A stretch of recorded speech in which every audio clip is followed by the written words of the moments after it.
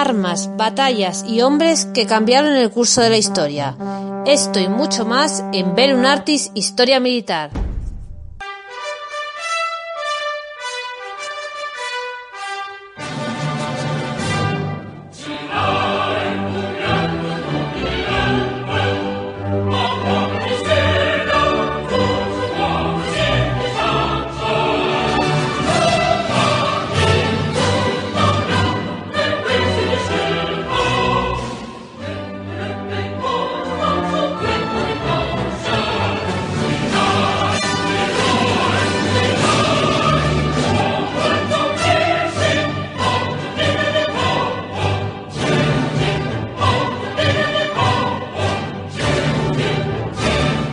El mundo está experimentando profundos cambios no vistos en un siglo, pero el tiempo y la situación están a nuestro favor. Xi Jinping, presidente de la República Popular de China. Hola amantes de la historia, soy Francisco García y estas son las historias habladas de Bellum Artis Historia Militar. Hoy no viajamos en el tiempo, vamos a hablar de actualidad. Vamos a conocer el plan geopolítico de China. ¿El dragón se despierta? Es una pregunta a la que intentaremos dar respuesta en este programa. Pero antes, como siempre, recordaros que si os gustan nuestras historias habladas, nos podéis apoyar en nuestro sistema de micromecenazgo en patreon.com, en iVoox y en YouTube, para que no dependamos de la arbitrariedad de los sistemas de publicidad y también de las plataformas de podcast y vídeos. Muchas gracias a todos los que confiáis en Bellum Artis como un referente de historia militar y también, últimamente, de actualidad. Vamos a conocer de la mano de Jorge González Mázquez un tema muy interesante y que está calentando el mar de China.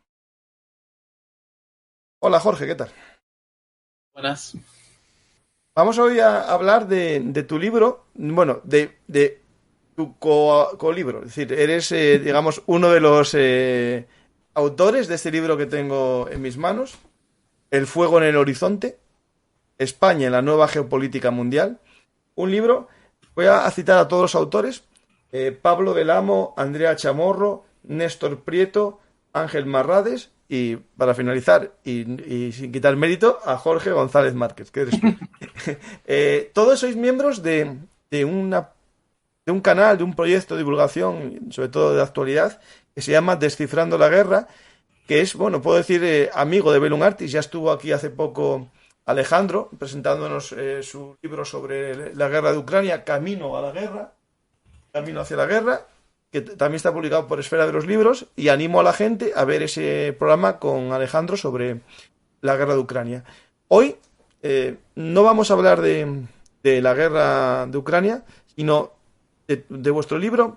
¿Te puedes dar una introducción de qué va el libro Fuego en el horizonte, España en la nueva geopolítica mundial? Y después me haces una pregunta, la respuesta me la das.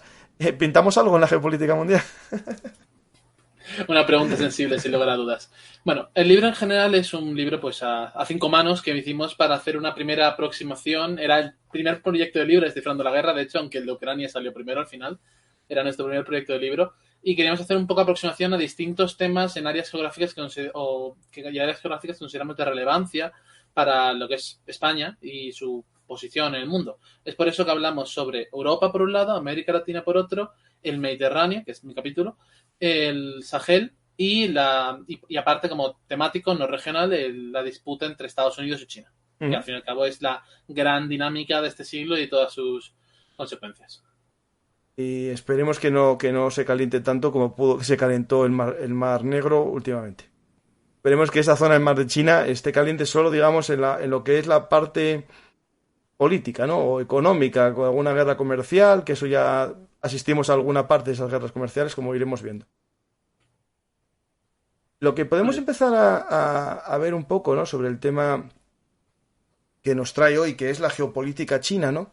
Podemos comenzar con un breve contexto histórico, ¿no? Es decir, ¿cómo llegamos a esta situación en la que China, pongamos en el año 49, cuando acaba la Guerra Civil China, y hace poco hicimos un programa sobre la guerra sino-japonesa, ¿no? Que es este conflicto que, bueno, que causó 22 millones de muertos ahí en China y devastó el país, pero no valió solo eso. Al acabar la Segunda Guerra Mundial comenzó otra guerra entre los nacionalistas, ¿no?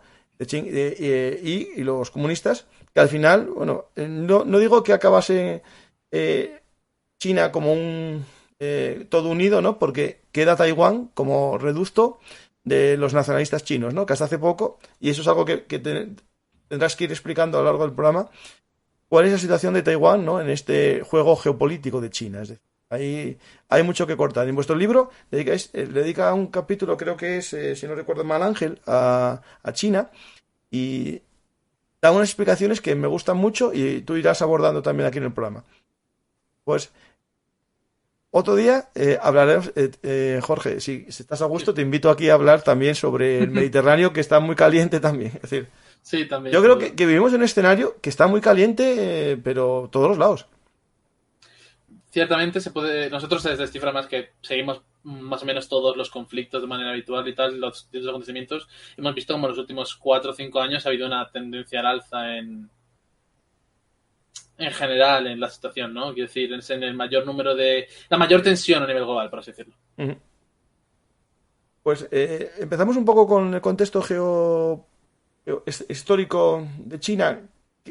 ¿Cómo llegamos a esta situación? Es decir, ¿cómo pasamos de un país que dio el gran salto adelante, que era casi salir de la sociedad agrícola, vino la revolución cultural y después ya vino la conversión en una fábrica de manufacturas, ¿no?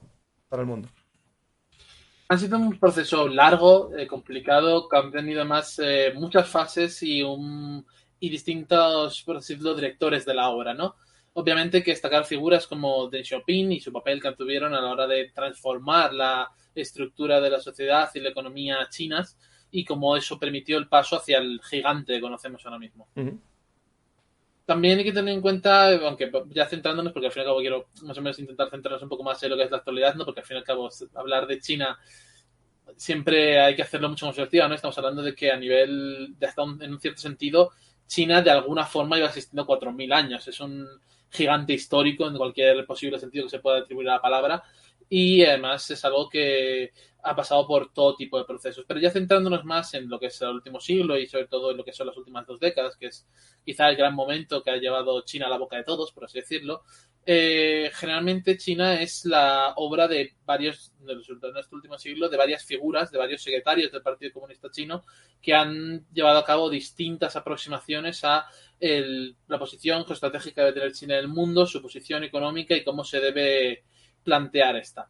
Ya centrándonos en este siglo, podemos hablar principalmente de 2 figuras, que son Hu Jintao, que llega al poder en el año 2002, si no recuerdo mal ahora mismo, y Xi Jinping, que es el actual mandatario chino desde el año 2012. Uh-huh. Anteriormente, bueno, con lo que sería el principio del siglo, tenemos otra figura más, que era Jiang Zemin, pero vamos a centrarnos simplemente en estas 2 últimas por su mayor relevancia, especialmente a la hora de hablar del presente.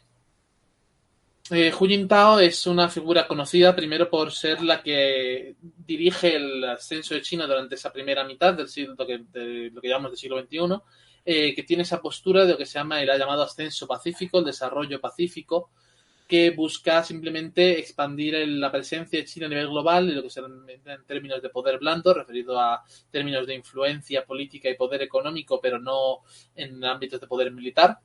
Uh-huh. Y es durante su mandato, estos años 2002 o 2012, donde China empieza a crecer enormemente y proyectarse hacia otras regiones del mundo, especialmente América Latina y África, y ganar mucha influencia en estas regiones. Otro punto importante de Hu Jintao, que luego contrastará también un poco por distintos aspectos con su sucesor Xi Jinping, es que era una figura que, al contrario que Xi Jinping, no era una figura que destacara por su gran personalismo o por su gran papel individual dentro de la sociedad china, sino que era una especie, por así decirlo, de tecnócrata del partido y trataba de gestionar toda de esta manera. Siempre se ha hablado, cuando se hace estudios sobre sociedad, sobre un intento de concordia interna entre distintas facciones del partido y tratar de lo que ellos hablaban de la sociedad armoniosa, que fuese una sociedad libre de conflictos sociales y próspera. Era ese su ideal y su manera de plantear el futuro de China. Uh-huh. Es ahí con contraste de sentido entre él y Xi Jinping. una historia, bueno, un resumen que podríamos hablar aquí, a lo mejor, para entender la evolución de China, ¿no? Es que en los 80, que es cuando Estados Unidos un poco y Occidente ven en China un buen lugar para manufacturar, ¿no? Es decir, para hacer productos baratos, de baja calidad, ¿no? A un precio mejor que Japón ya no hacía, porque Japón en su momento, Corea en su momento y gran parte de los tigres asiáticos hacían eso, eran los manufactureros de Occidente. En los 80 y 90 vieron que China podía ocupar ese lugar, ¿no? Ese lugar de manufactura barata. Después, en este periodo ya del 2000, como bien dices, China da el paso también a generar un mercado interno, ¿no? Que eso es muy importante a la hora de entender lo que vamos a ver, ¿no? En esta China la primera mitad del siglo XXI, ¿no? Es decir, un país que deja de ser la fábrica, no deja de ser, sino deja de ser solo la fábrica del mundo, comienza a tener un mercado interno y comienza también un proceso, ¿no? Que es lo que ellos quieren llamar los estándares chinos, ¿no? Que en el futuro se fabrique con estándares chinos, es decir, por convertirse en un diseñador de productos, en un ingeniero de productos, no solamente en los que aportan a mano de obra barata, ¿no? Eso es algo que se produce con este presidente y sobre todo con el actual, ¿no? Sí, de hecho está ese llamado programa Made in China Mm, 2025, que es este plan de estratégico de la República de China que fue anunciado, de hecho, por Li Keqiang, de hecho no... Y bueno, y en él se plantea como esa transformación de que China deje de ser la fábrica del mundo, ese concepto que habla de esa gran producción de bienes baratos y de baja calidad a menores costes de mano de obra, ¿no? Y pasar a hacer productos más de mayor valor en términos generales, ¿no? mm. Y que tiene esa idea de en 2025 pues incrementar, si no recuerdo mal, hasta el 70% el contenido de ciertos materiales producidos en China, centrado especialmente en campos de la tecnología, industria farmacéutica, automotriz, aeroespacial, etcétera.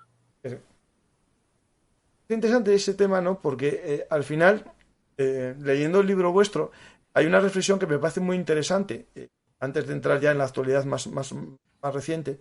Es el tema de que Estados Unidos, por ejemplo, consideraba que la introducción del sistema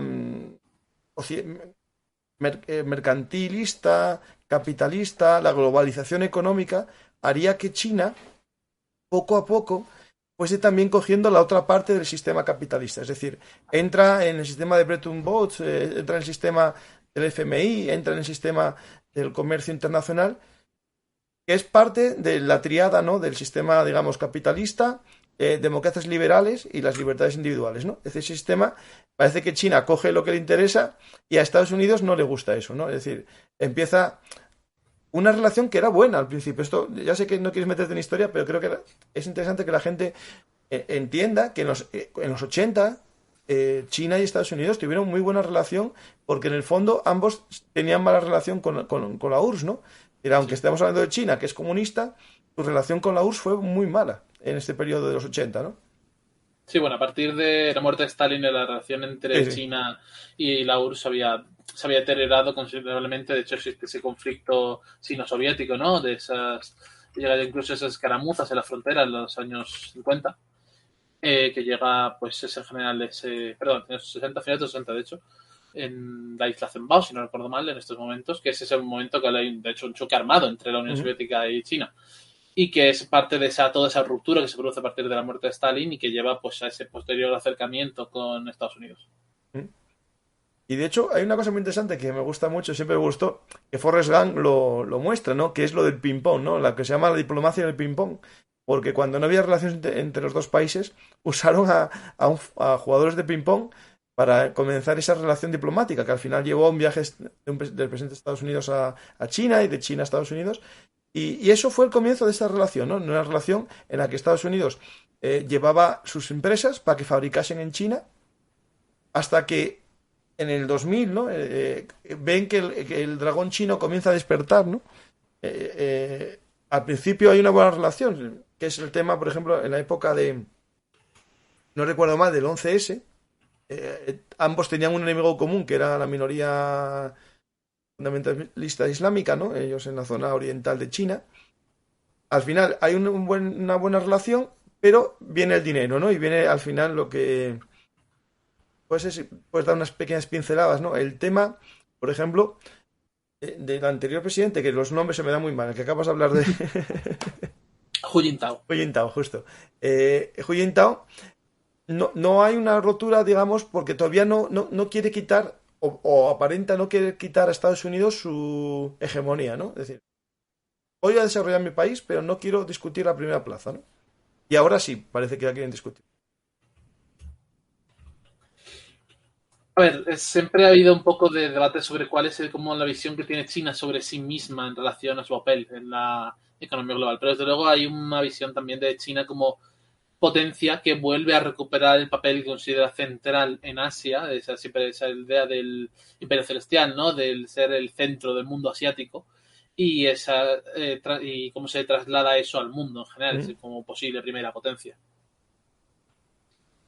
Hasta qué punto ciertamente no se puede negar que en China hay una visión en ese sentido y además sobre todo ahora con el mandato de Xi Jinping sí que se ha visto más evolucionar esa visión al respecto y también en distintos ámbitos que luego habrá que ver cómo se desarrolla específicamente en las próximas décadas porque ciertamente es evidente que la competición con Estados Unidos solo va a ir a más. Sí, sí. Veremos después ese tema. Hay una pregunta que hacen en el chat, ¿cuál es el momento de esa competición que estamos hablando? Que dice, tenía entendido que China era más financiera que industrial. Es decir, lo que quiere llegar a algún momento es, bueno, como comerciantes que son, porque siempre fue un pueblo muy comerciante China, a más que ser una fábrica, a empezar a invertir en otros países, a empezar a generar préstamos, sistemas bancarios. Eso lo está haciendo con muchos países africanos, ¿no? En general, China ha dado muchos préstamos para el desarrollo de infraestructuras dentro de ese gran marco de inversión que es la nueva ruta de la seda, el One Road, One Belt, y todos esos grandes proyectos de macroinversión. Aunque es importante destacar en este sentido que si bien esto ha sido muy importante durante la pasada década, el volumen de inversión en estas infraestructuras por parte de China en los últimos 3-4 años ha disminuido considerablemente.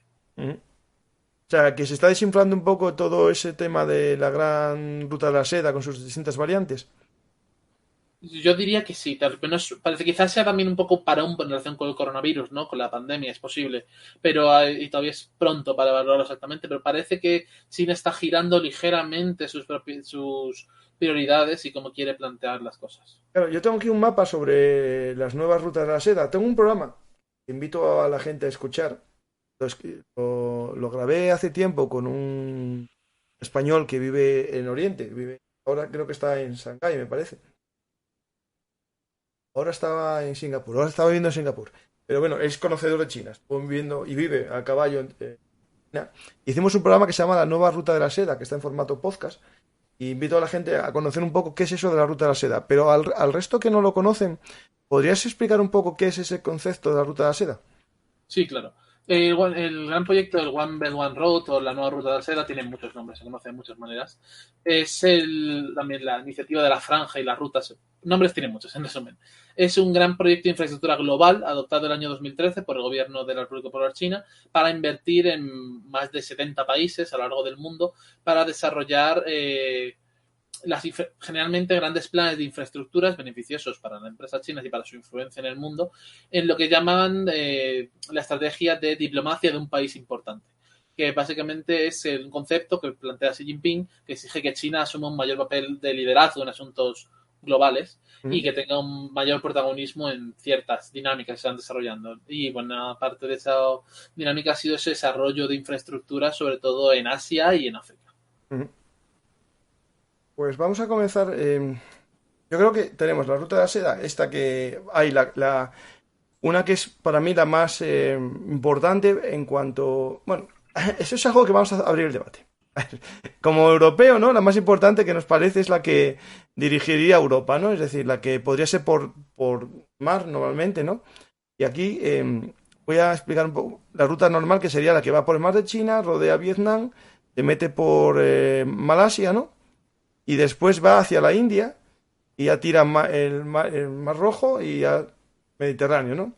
Esa sería la más importante para nosotros. Pero los chinos están dando mucha importancia y cada vez más al Pacífico, ¿no? Es decir, al Pacífico como su eje central. Sí, efectivamente. En muchos aspectos el Pacífico es evidentemente su zona de salida al mundo, ¿no? Es su costa entera, su proyección más inmediata es toda la región del Pacífico. Y aquí es donde entra en vigor un elemento clave a la hora de que hablemos de cuál es la perspectiva geoestratégica de China en el mundo, que es el tema de las cadenas de islas. Ujú. Ahí en China plantea que existen dos, tres, bueno, o quizá más, dependiendo de... Hay muchas teorías, ¿no? Pero como mínimo existen dos grandes cadenas de islas que son particularmente importantes para China. Voy a ver si puedo pasarte la imagen para que la pongas por aquí.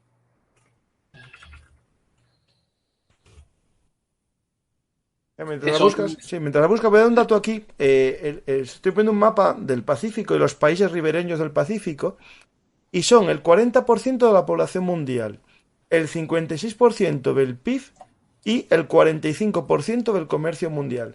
Por eso la importancia del Pacífico, ¿no? Cada vez más. De hecho, bueno, están Canadá, Estados Unidos, México, todos los países centroamericanos, casi todos. Está Ecuador, está Perú, está Chile, está Rusia, bueno, Vladivostok, ¿no? Está China, está Malasia, Vietnam, está Malasia, Singapur, Indonesia, Papúa, Tokio, Japón, perdona, Corea del Sur, Corea del Norte, Australia, estamos hablando de Nueva Zelanda, países muy potentes, muy grandes. Y ese es el nuevo foco. De hecho, algo claro, que a nosotros nos choca, ¿no? Como europeos y acostumbrados a que Europa siempre sea el centro, digamos, del mundo. Os voy a poner un mapa escolar chino en el que los niños chinos ven el mundo con China en el centro. Y por lo tanto, lo que ven, el más grande que ven y el más que más importancia le dan es al Pacífico, porque es justo el centro del mundo para ellos. Yo digo que es importante porque ahora España geopolíticamente, geoestratégicamente se queda en una esquina. Ahí, Jorge, yo creo que es importante esa concepción, ¿no? De ver el Sí, mundo así, ¿no? sí, evidente.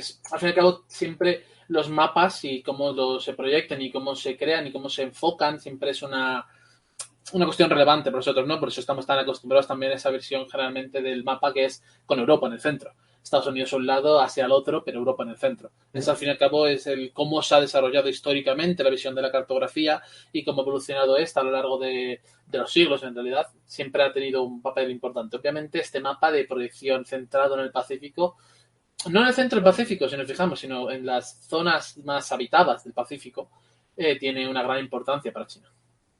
Voy a poner el que me mandaste ahora, que estaba buscando en Sí. Telegram, y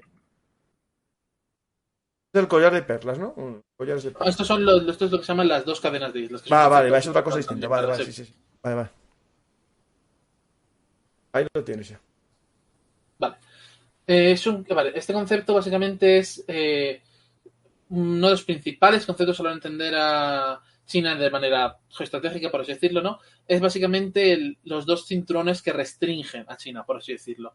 Las dos zonas de influencia principal para China que debe más o menos incrementar su influencia primero en ellas para, por así decirlo, liberarse al mundo. Ujú. La primera de estas cadenas de islas incluye piezas fundamentales sobre entender el aspecto geopolítico geoestratégico de China, como es Taiwán, ¿no? Y también toda la cuestión del Mar del Sur de China, esa línea de los 9 puntos, que ahora hablaremos sobre esto.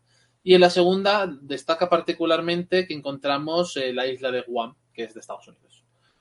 Sobre esta primera cadena de islas, que es la más relevante y la que más importa en las próximas décadas, esta es el hecho de que hay una serie de islas que principalmente destacamos aquí: Okinawa, que es una isla japonesa en la cual tiene presencia Estados Unidos, Ujú. Taiwán y las islas correspondientes a los archipiélagos del Mar del Sur de China, que provocan, básicamente son las zonas de interés primordial en la política exterior china, son las zonas de máxima prioridad y las que llaman más a la inversión y a la adopción de políticas para tratar con los problemáticos de esta zona.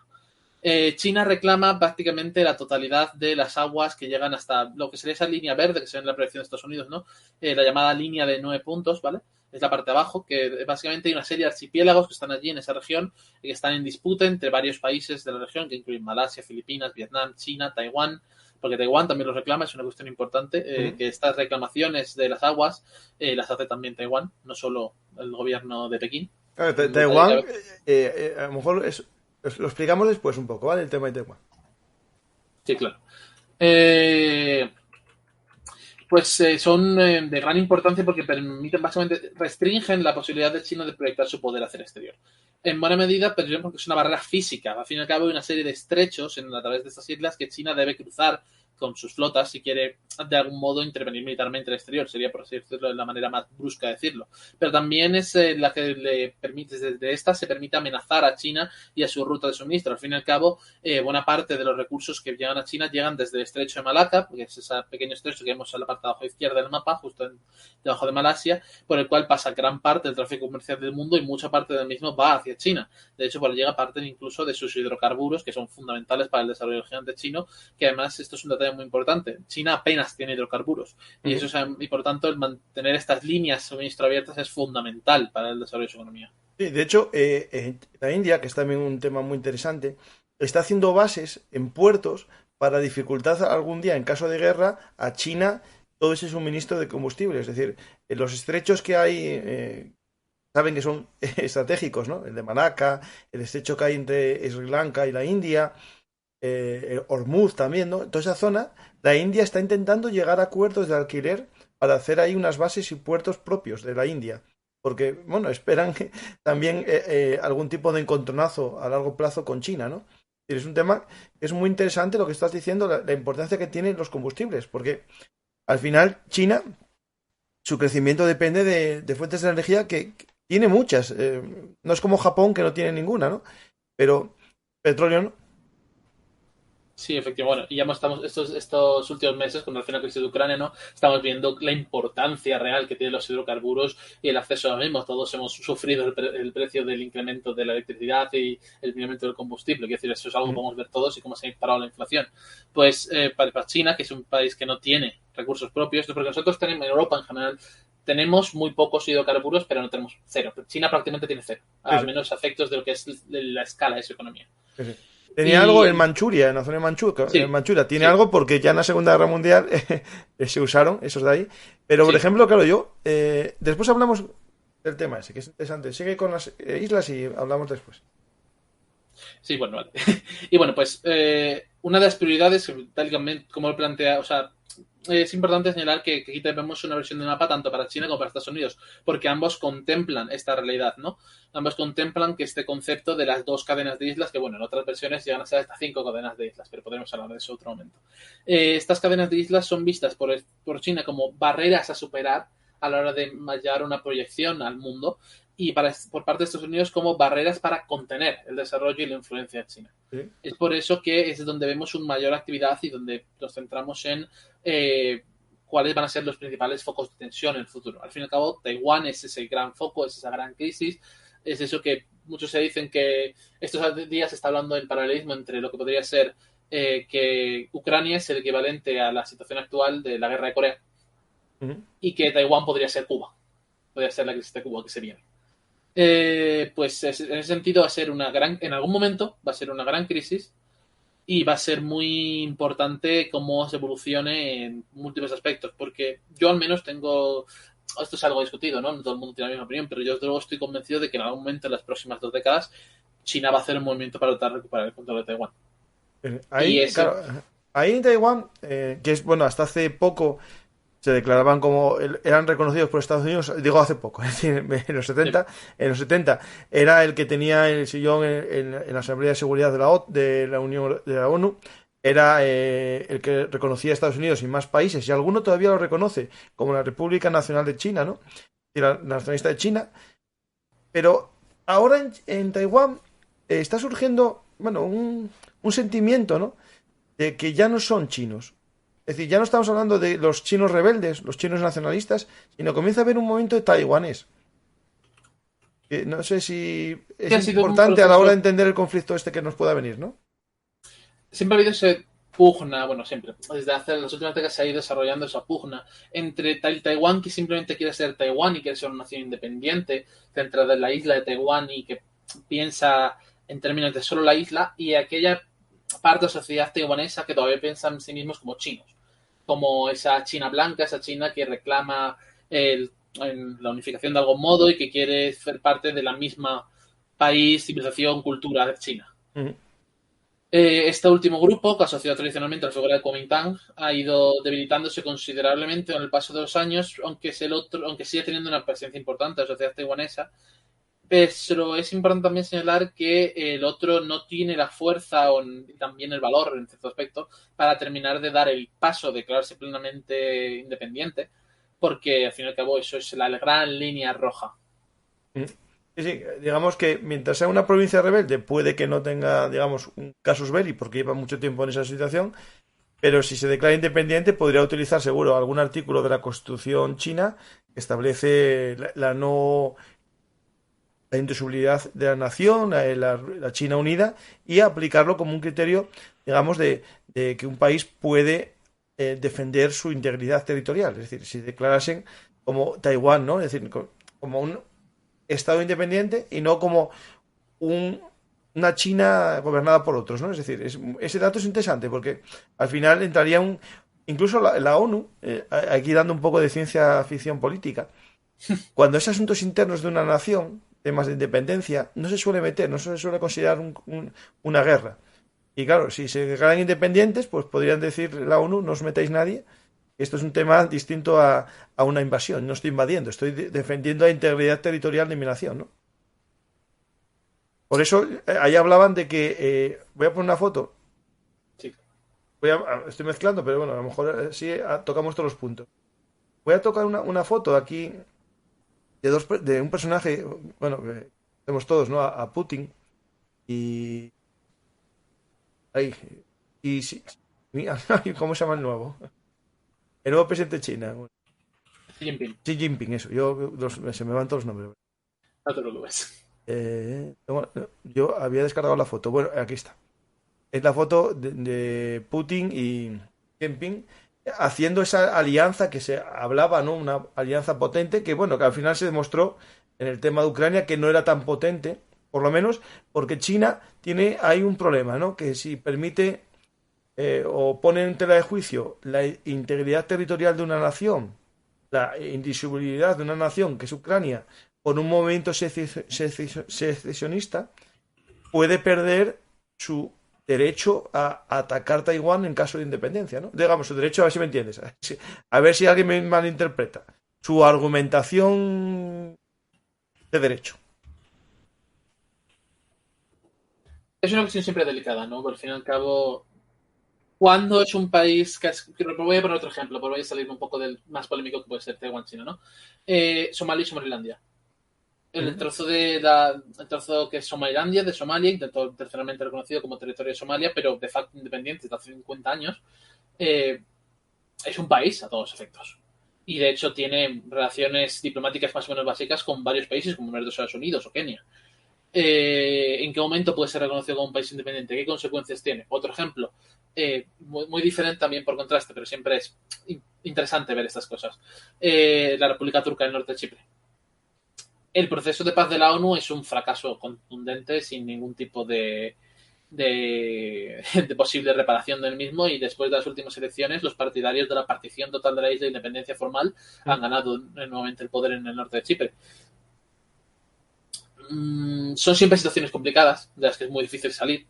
Muchas veces nos encontramos con procesos en la ONU. Taiwán no lo tiene, pero siempre hay algunos procesos, por ejemplo, o por otro ejemplo, la cuestión del Nagorno-Karabaj y de la solución del conflicto con Nagorno-Karabaj, que hemos visto como tras 20 años de proceso diplomático infructuoso acabó estallando una guerra, una segunda guerra en la cual Azerbaiyán impuso sus términos al verse vencedor del conflicto militar en el año 2020.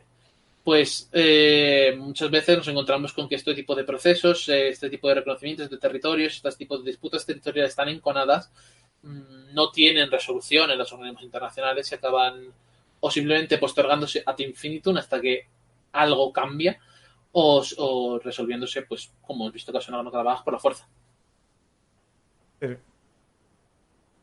Pues tenemos ya el tema de Taiwán mirado más o menos y tocado. Tenemos las islas, los anillos de islas. Y hablando de islas, hay un tema que son los collares de perlas. Sí, El collar de perlas que tiene que ver más que en sí con esas líneas defensivas, ¿no? Esa línea o... Hay una pregunta que es interesante, ¿no? Cuando hablábamos de... Voy a poner de nuevo la foto de las dos líneas de islas, que te la iba a hacer en su momento y no te la hice. La pregunta es el tema... Claro, para China es un cinturón que le impide crecer, ¿no? Pero claro, para Estados Unidos pueden ser barreras defensivas. ¿Así me entiendes? Estados Unidos está desarrollando los marines para atacar islas, como en la Segunda Guerra Mundial. Todo su pensamiento, digamos, estratégico dice que es un desarrollo de los marines, eliminación de unidades de carros acorazados, de blindados a gran escala, porque no tienen en el escenario militar de, digamos, de estas islas un funcionamiento muy eficaz. Y se va, digamos, los marines no van a tener carros de combate, al parecer, lo van a coger del ejército. La idea es que al final podemos ver un escenario bélico por islas, ¿no? Como Japón en la Segunda Guerra Mundial, ¿no? Digamos, sí, siempre ha sido el escenario, la proyección hacia el Pacífico después de los escenarios bélicos. Sí, siempre es combate isla por isla, sí, en vez de calle por calle. sí. Pues ese tema, claro, y al final tiene que ver con un desarrollo que está haciendo actualmente China en el tema de la armada, ¿no? Es decir, China, voy a poner una foto muy espectacular que encontré. Está desarrollando muy potente submarina, es decir, normalmente China era un ejército de infantería, un ejército a gran escala de casi millones, ¿no? De 1 millón de soldados o más, y ahora está desarrollando casi a mitad de su ejército el aire y la armada, es decir, si es 1 millón de infantería, pues podemos estar hablando casi de 300.000 marineros más o menos profesionales y otros 200.000 o 250.000 o 300.000 pilotos, ¿no? Es decir, está haciendo casi un ejército pensado para operaciones a larga distancia, ¿no? Para estas islas. Sí, aunque realmente en muchos aspectos el ejército chino es, o sea, la proyección militar china es polifacética y tiene muchas ideas en mente. Uh-huh. Aunque quizá el gran enfoque continúa siendo hasta ahora es esa posible invasión de Taiwán, que al fin y al cabo por ello luego tiene China el mayor ejército anfibio del mundo enfrente a la costa de Taiwán, vaya. Ahora, a día de hoy, ya tienen más barcos que la US Navy, ¿no? En total de barcos. No Sí, en, aunque no en enfrentados barcos digamos, no portaaviones contra portaaviones, destructores contra destructores, sino el conjunto, que claro, habrá muchos barcos anfibios ahí, ¿no? Imagino. sí, bastante. También muchos. Son números siempre un poco tramposos, ¿no? Es un poco difícil de hablar simplemente en números brutos. Pero sí, efectivamente, China tiene la armada más numerosa, simplemente por número de buques del mundo. Mm, Bueno, aquí es el tema de los portaaviones estos que están haciendo, ¿no? Que están haciendo varios portaaviones. El tercero acaba de salir ahora mismo, por cierto, por adelantado. Se han adelantado en plazos cuando se estaba esperando que saliese el tercero a la mar. Acaba de salir hace un mes, creo. Ujú. Sí, sí, que están ahora, pero debe estar todavía en pruebas porque las fotos salían con las catapultas tapadas y eso es el tema que era interesante ver el sistema catapultas, que al parecer es lo que más interés tiene Estados Unidos en saber cómo son el sistema. Hay varios, ¿no? Hay electromagnéticos y unos temas así. Y tienen miedo que ya tengan desarrollado los mismos que Estados Unidos en sus nucleares, que son electromagnéticos o algo así. Pues teníamos las perlas, ¿no? Vamos a hablar de ellas porque tienen que ver con esta importancia que le dan a la harina, ¿no? El collar de perlas es básicamente la red de instalaciones militares y comerciales que tiene China en el Índico y que sirven para proteger los principales puntos de esos cuellos de botella del sistema marítimo de comercio marítimo, como pueden ser el estrecho de Bab el Mandeb, el estrecho de Malaca, el estrecho de Hormuz o el de Lombok, y también otros puntos de particular interés para China, como pueden ser Pakistán, Sri Lanka, Bangladesh o Maldivas. Ujú. Es precisamente esa idea de que China quiere crear ahí una red que permita garantizar que en caso de un conflicto se puedan proteger estos puntos. Hablando de esta red de perlas, había un proyecto, si no recuerdo mal, de generar un canal, incluso creo que era en Tailandia, para ahorrar el estrecho Malaca. ¿Suena? Sí, siempre hay muchos. La idea de nuevas megaestructuras o nuevos supercanales que solucionen ciertos problemas de tráfico marítimo siempre está en mente, ¿no? También tenemos el ejemplo del canal de Nicaragua, ¿no? Para hacer la competencia o descongestionar el canal de Panamá, para que no ocurra cosas como lo que ocurrió pues hace un par de años en el canal de Suez, que todavía creo que todos recordaremos como ese buque se atascó en el canal de Suez y provocó que el comercio mundial prácticamente se paralizase durante una semana. No recuerdo lo mismo, ¿cómo se llama el canal este que se podría hacer el Tailandia? Creo que está en el Istmo de Kra, sí, creo que me suena algo así, que era el que se quería hacer el canal de Kra precisamente, que era precisamente para tratar de saltar y evitar bajar hasta el estrecho de Malaca y simplemente saltar directamente desde lo que viene siendo, sí, mira, de hecho, en el mapa que está puesto ahora mismo se ve el canal de Kra como uno justo en la parte de abajo de Tailandia. Y ahora pongo un mapa de Lisboa. Me lo mandaste, ¿no? No, el mapa que está puesto ahora mismo del collar de contención de Estados Unidos, intento de ruptura indie y todo eso, se ve como en Tailandia, uno de los puntos que es el que aparece con la bandera china, es el canal de Kra, que es precisamente donde estaría ese posible canal que quieren hacer para saltar directamente desde el Índico hasta las aguas mucho más favorables a China, en el Golfo de Tailandia.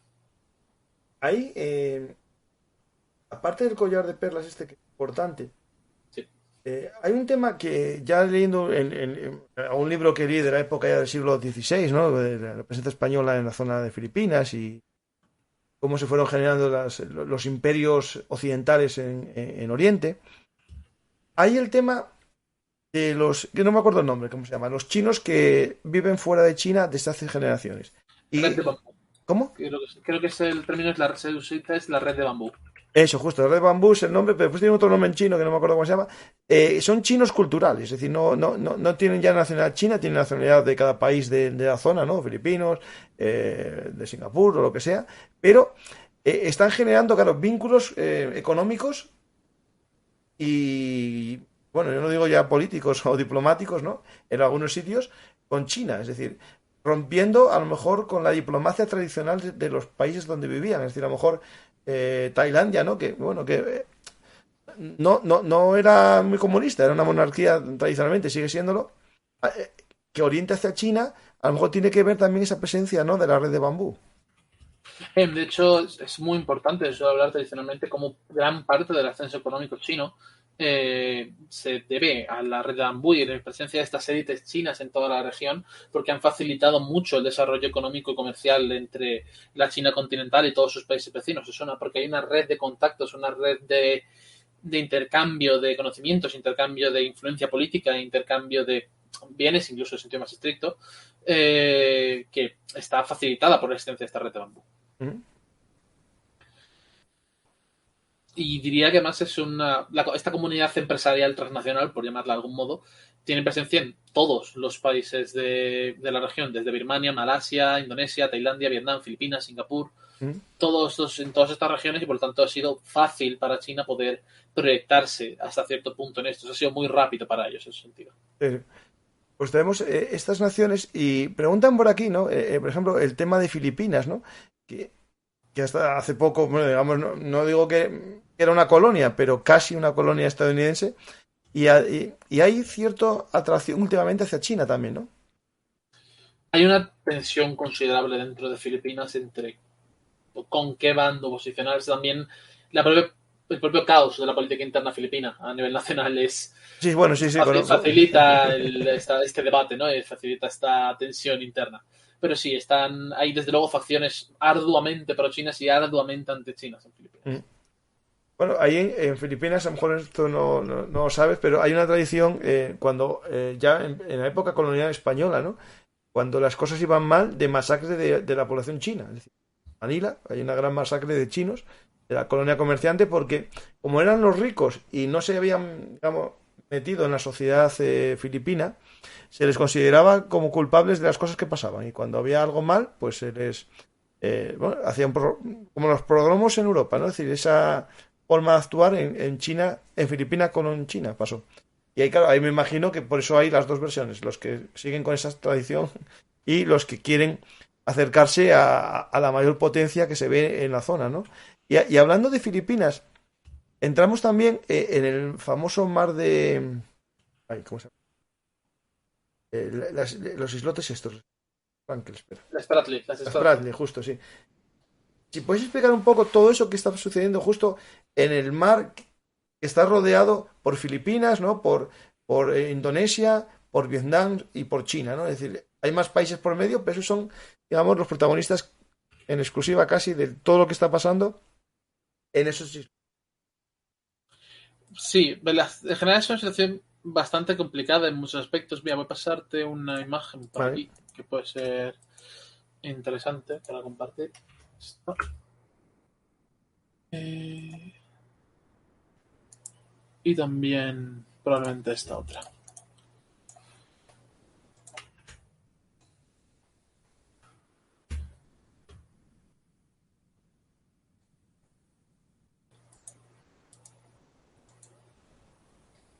Las dos son lo mismo, o sea, que pongo Sí, se cualquiera de puede las ver dos. lo mismo, Sí, simplemente sí. por Sí, cualquiera sí, de las no, dos. no, pongo las dos. No, no, pero primera cualquiera, me da igual. Vale, pues ahí vamos, para que la gente se sitúe un poco. En el río este del mar del sur de la China, ¿no? Que es el nombre que los chinos dan. Y claro, y aquí entra el problema, ¿no? Porque las aguas internacionales, lo sabemos todos que hay unas millas que son las de un país, y después está el problema de la plataforma continental, que es lo que aquí genera todo el cotarro, ¿no? Porque es donde están las riquezas. Sí, a ver, básicamente hay tres grandes cuestiones por lo que importa aquí, ¿no? Las Spratly, primero hay unos recursos de se cree que hay unos recursos de hidrocarburos bastante notables que hace que todos los países de la región estén interesados en reclamarlas hasta cierto punto. En segundo lugar está el hecho de que están en el centro del mar del sur de China y dan una posición de ventaja, preponderancia y capacidad de proyección enormes a quien las domine y que te les dan además un control general sobre la región que es importante. Hay que también señalar a las Islas Paracel, algo más al norte, que han estado en disputa entre China y Vietnam. De hecho, en el año 74, si no estoy muy mal, hubo un conflicto limitado entre China y Vietnam que fue por el control de este archipiélago. Creo que fue, sí, en el 74, principios del 74, que hubo un enfrentamiento entre la flota de Vietnam del Sur y la flota china en la zona. Y que acabó precisamente con el control de facto de todo el archipiélago de las Paracel. Mm. Y de hecho eso a día de hoy sigue siendo una disputa territorial entre ambas partes. Pero bueno, el principal foco actual de disputa, aunque las Paracel también tengan un papel relevante, es las de Spratly, que es porque al fin y al cabo, como podemos ver en este mapa, ahí las reclamaciones de todos los países de la zona se mezclan ahí, desde la línea 9 puntos China, con la de Filipinas, con las reclamaciones de Vietnam, de Brunei, de Malasia, tienes prácticamente ahí de todo.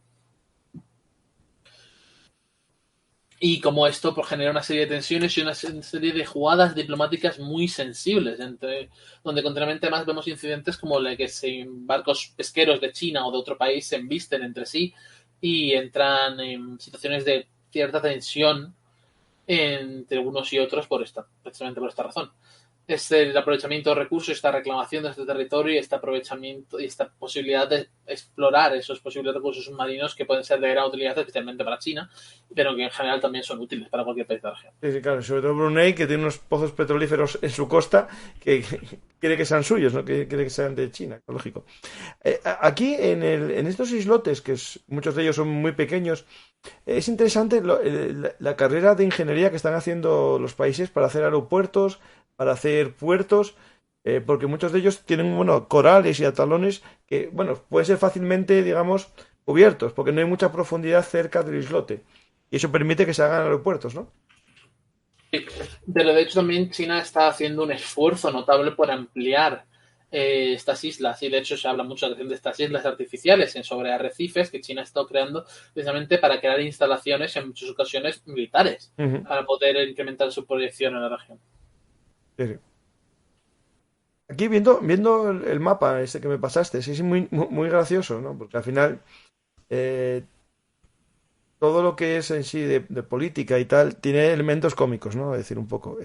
Voy a poner un mapa y si vemos lo que China reclama, que es una línea aquí roja, me parece, casi le quita las aguas territoriales a Filipinas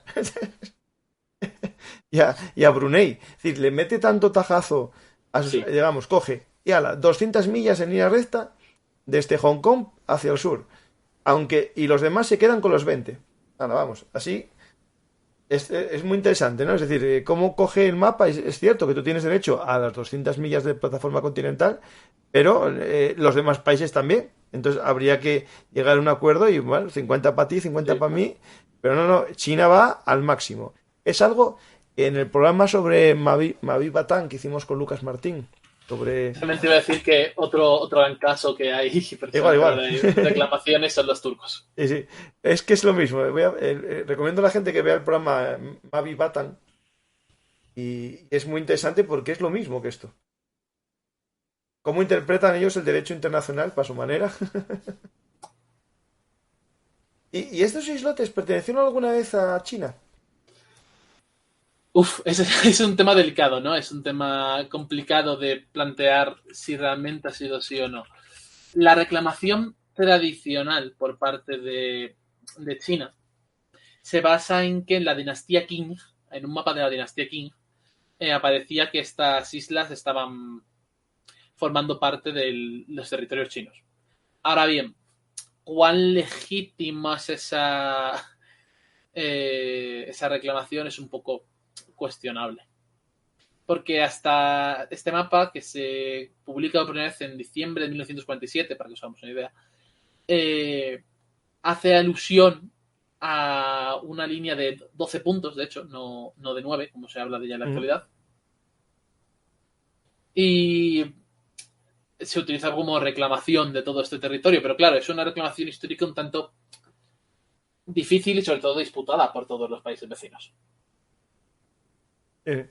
Y hablando de países vecinos, uno de los que está también metido en ese ajo, solo con un islote, voy a buscarlo, es Japón, ¿no? También no sale en estas imágenes, pero me suena que Japón está también metido en este lío por una derivación de Okinawa.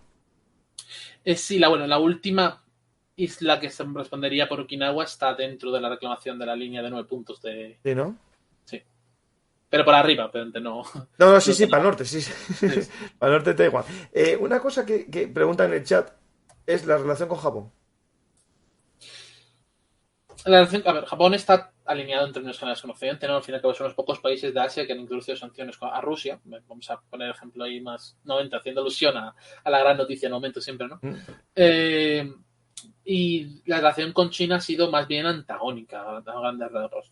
Ahora bien, Japón se encuentra también en disyuntiva de hasta qué punto puede permitirse antagonizar a China sin llegar a ponerse en una situación complicada.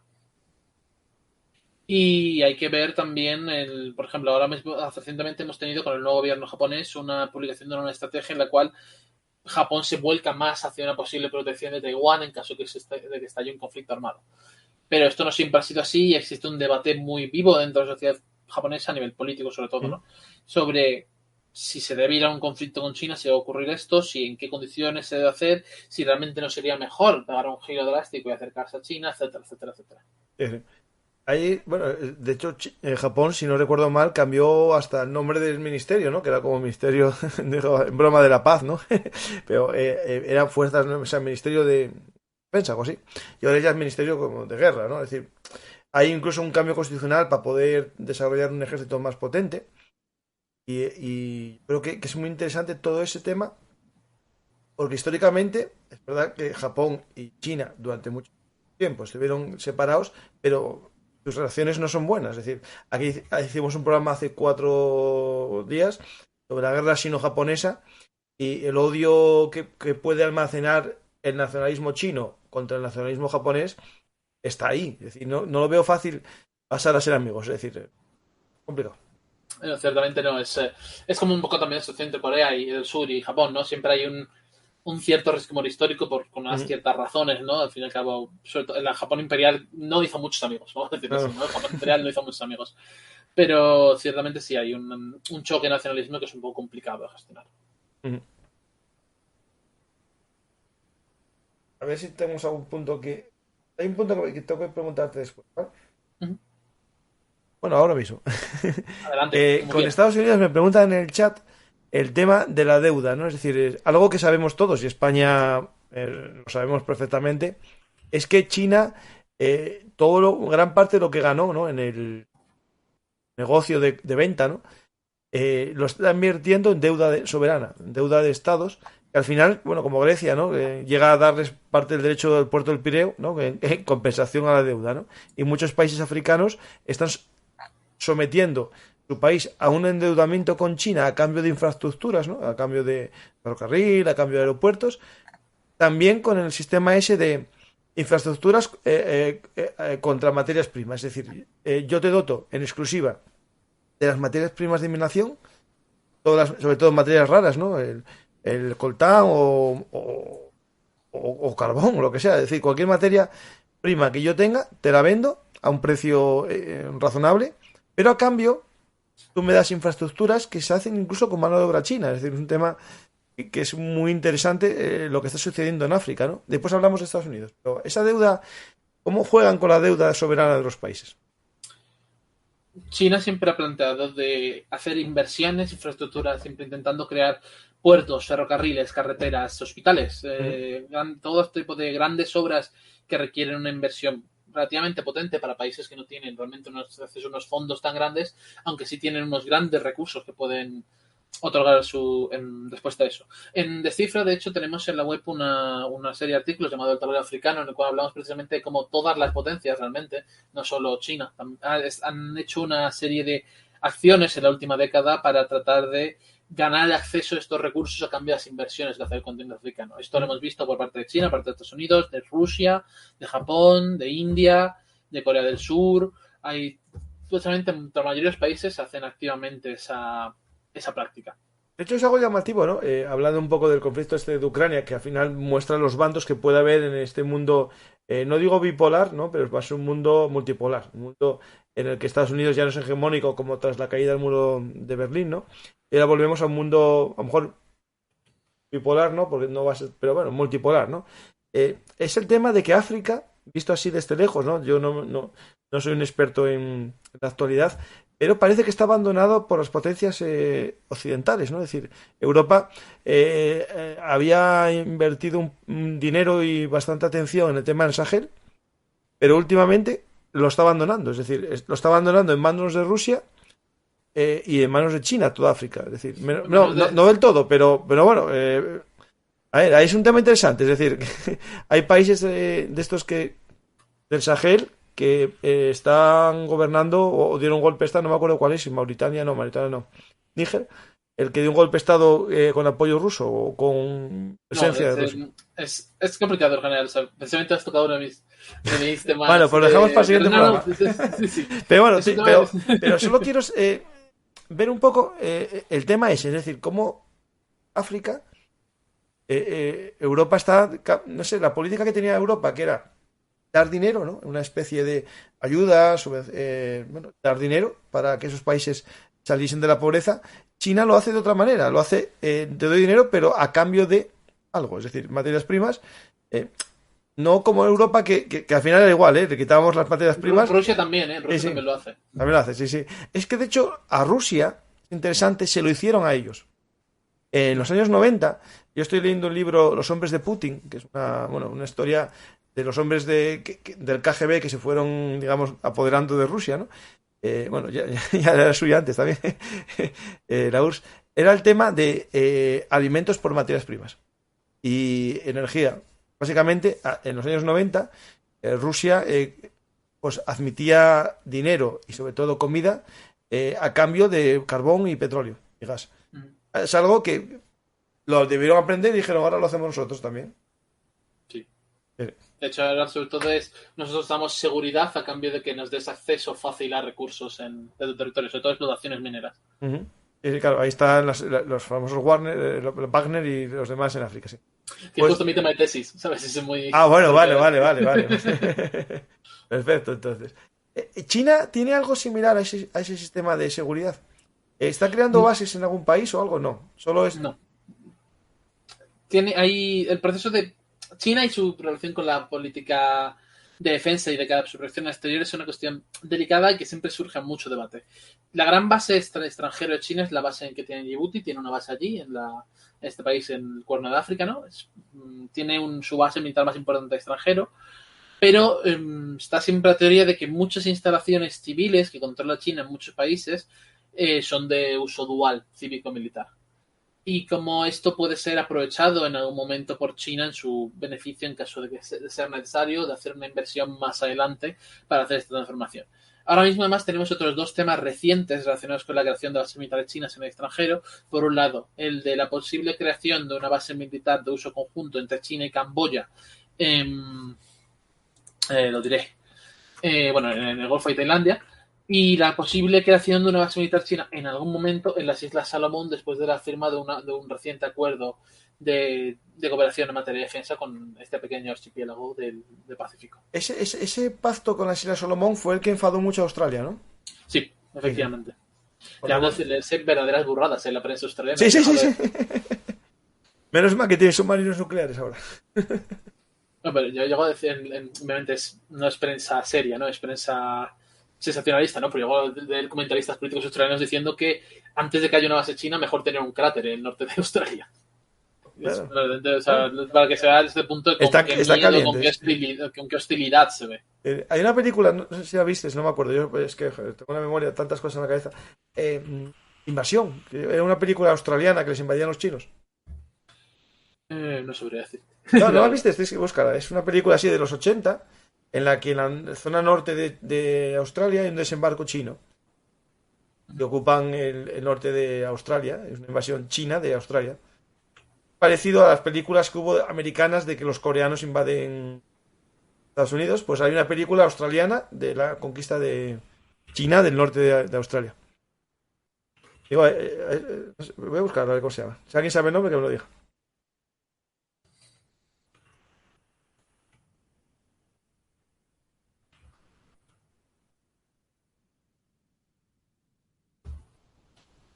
Mañana cuando la guerra empiece. Sí, mañana cuando repite se conozco. Que es básicamente una revisión de Amanecer Rojo. Eso, justo, eso. Sí. Creo que es eso, sí.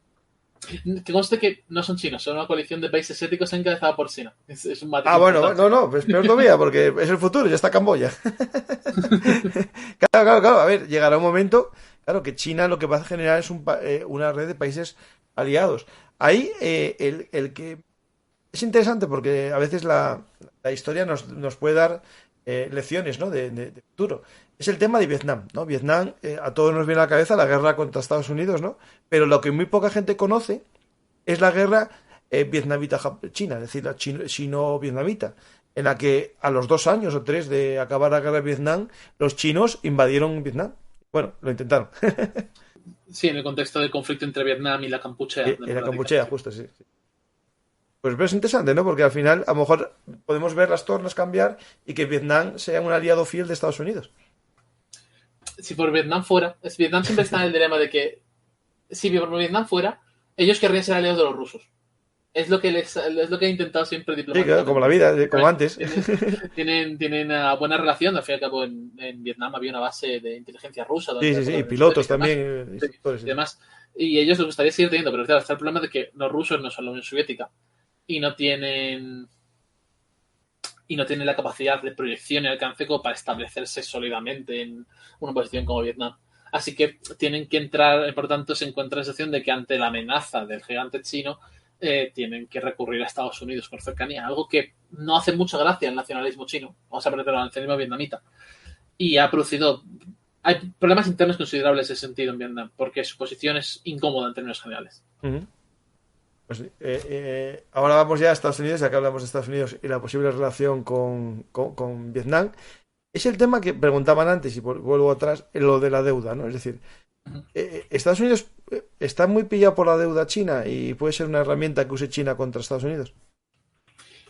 China es el segundo creador extranjero de Estados Unidos. Aproximadamente, si no recuerdo mal, aunque estos datos los tengo viejos, ¿vale? Así que no tiene por qué ser necesariamente de la actualidad. Si no recuerdo mal, de la deuda pública estadounidense, el 38% tenían países extranjeros, siendo el primero Japón y el segundo China, muy cerca. El 16% Reserva Federal y el 46% proveedores privados varios. Y sí, efectivamente es una cantidad considerable, pero no es tan catastrófica como se trata de pintar a veces. No es que China tenga toda deuda de Estados Unidos, ni mucho menos. Tiene un porcentaje importante, creo que son algo más de $1 billón, que obviamente es una enorme cantidad de dinero, ¿no? Pero quiero decir que no es un dominio total de economía estadounidense en ese sentido. Ah, sí, sí. Una pregunta que hacen que más o menos puedo yo explicarla, dicen, si Australia es atacada, le defiende la Commonwealth, es decir, Inglaterra. Ahí juego yo una pregunta. Ya no me acuerdo, porque ya son tantos las siglas, la de Australia, Nueva Zelanda, Estados Unidos, ACFA, o ACFA. Un tratado que hay con unas siglas. Espera. El AUKUS. El AUKUS, eso, justo, sí. Vale. Explícalo un poco porque es muy interesante y tiene que ver con juegos que afectaron a España, ¿no? Por ejemplo, el hecho de que el submarino español que se iba a hacer se dejase y se metiese en los submarinos nucleares americanos, porque los americanos quieren que Australia tenga submarinos dando vueltas por el mar de China y mucho tiempo, ¿no? Mejor un nuclear. También tiene que ver con unos barcos que España iba a vender y los británicos se metieron por medio con un tipo de fragatas propios. Es decir, todo ese tema tiene que ver con estas siglas, ¿no? A ver, el AUKUS es esta alianza que se anuncia públicamente en septiembre de 2021, ¿no? Que es entre Australia, Reino Unido y Estados Unidos. Es supuestamente una alianza militar estratégica. El principal asunto que tuvimos con el anuncio del AUKUS fue este anuncio de que Australia adquiriría submarinos de propulsión nuclear y que suspendería el acuerdo que tenía con Francia para la producción de submarinos. Algo que Francia se tomó muy mal, porque no se lo habían anunciado propiamente, o eso afirmaron públicamente los franceses, Sí, sí. diciendo, bueno, llamaron, creo que fue más un comentario del ministro de Exteriores francés, fue bastante contundente, algo así como, de las ratas de los ingleses me lo esperaba, pero de Estados Unidos no. Algo así. Y fue un comentario bastante fuerte en ese sentido. No, es que me acuerdo de esa frase y de alguna más que eran parecidas. El tema, claro, de los submarinos es que estaban vendidos, es decir, se tiraron para atrás el contrato, ¿no? Buscaría alguna cláusula o algo, o alguna penalización. Sí, pero aunque tuvieron que pagar los sí, ¿no? australianos considerablemente por eso. Sí.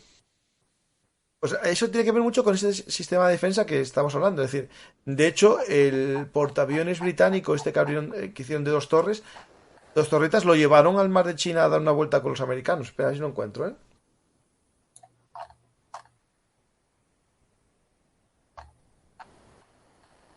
Te suena a ti la imagen.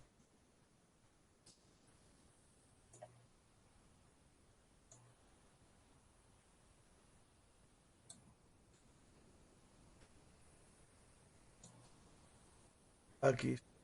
Eh, la flotilla naval en el mar de China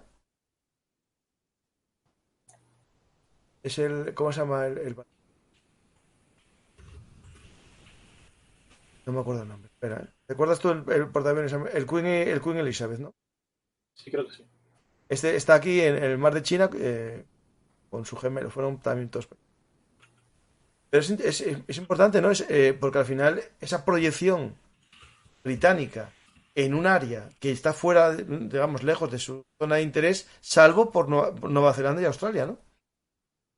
Sí. Es como... En general, la zona de proyección de interés de Reino Unido es extraña en muchos aspectos, ¿no? Ellos siguen planteando ese Reino Unido global, ese intento de proyección global, ambicioso sin duda, pero en mi opinión poco realista. Cuando ni siquiera el Reino Unido ha sido capaz de mantener su influencia de manera más o menos sólida en África. O sea, no ha hecho, por ejemplo, como Francia, que sigue intentando mantener una influencia más o menos duradera en su antiguo imperio colonial, los países africanos del antiguo imperio colonial, aunque ahora esté perdiendo totalmente la batalla contra los rusos, pero lo ha intentado. El Reino Unido nunca, no ha hecho esfuerzo siquiera y su proyección siempre ha sido algo más problemática y mucho más basada en la ventaja idiomática del inglés que en otros elementos. Sí. Digamos, incluso más lo financiero que lo que sería el comercio o la obtención de materias primas que necesitas a lo mejor un control del territorio. Financiero, que es la City, ¿no? Sí. Es más fluida, ¿no? Más posible de ir a países en los que no tengas una presencia, digamos, militar potente. Sí. Claro, ahí es que al final estamos centrando mucho, bueno, por desgracia, ¿no? El ojo, ¿no?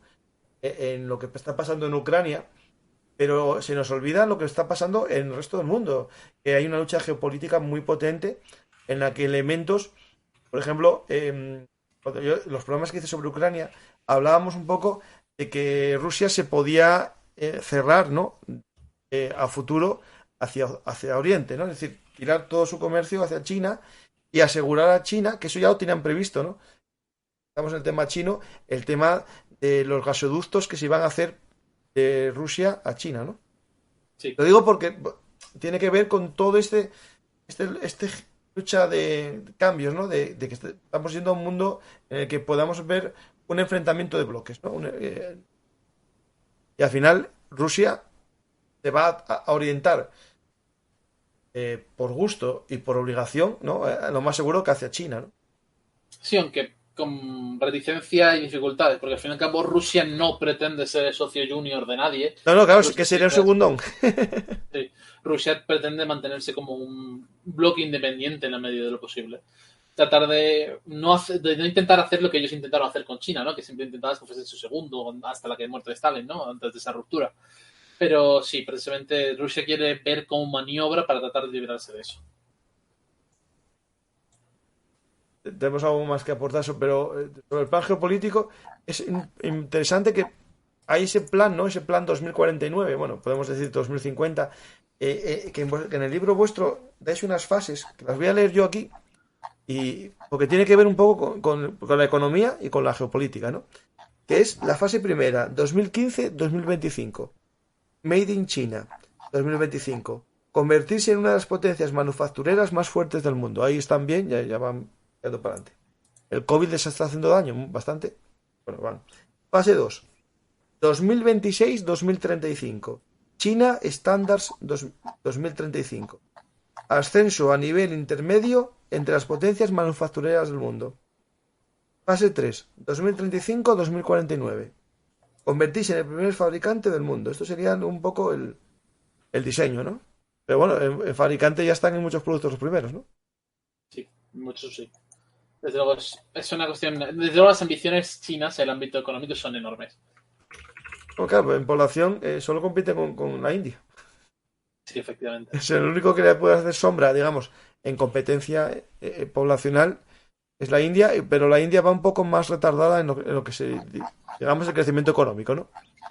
Sí, aunque sobre todo, y sobre todo el gran problema que tiene es que a nivel político y social es enormemente diversa y compleja, mucho más que China. En el sentido que en China, a pesar de que no quiero decir que no sea compleja internamente, no, lo es, pero hay una clara mayoría Han en el torno a la cual se construye el Estado chino. En India no hay nada parecido. En India hay una variedad étnica, una dificultad religiosa enorme que hace que sea complicado es generar su cuestión. Sí, sí, sí. Y después un poco también en China un acierto que tuvieron a lo mejor no es perfecto el acierto, pero el intento de generar una clase media potente, ¿no? Sí, efectivamente. Y ahí en el libro vuestro habláis de dos bloques, que es como eran los populares y los elitistas, algo así, ¿no? Como dos corrientes dentro del Partido Comunista.